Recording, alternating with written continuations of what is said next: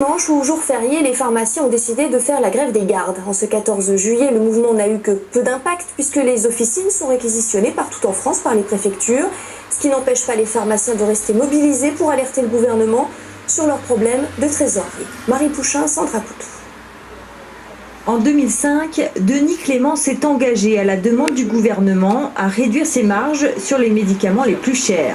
Aujourd'hui, cet effort est de plus en plus difficile à supporter, car en 5 ans, ce pharmacien a vu les prescriptions médicales baisser et les charges de son officine augmenter. Il demande donc au gouvernement de revoir sa copie.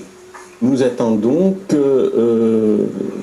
y ait plus de linéarité, c'est-à-dire que si un médicament est plus cher, il y ait une marge plus importante, et lorsque le médicament est moins cher, que la marge puisse être stabilisée.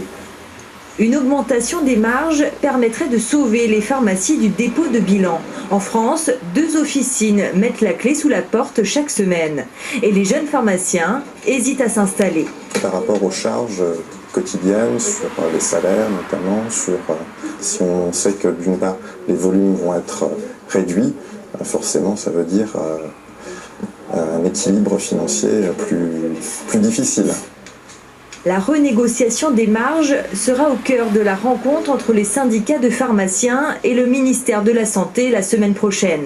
En cas de blocage, les pharmaciens pourraient décider de durcir leur mouvement en refusant par exemple d'appliquer le tiers payant ou de vendre des génériques.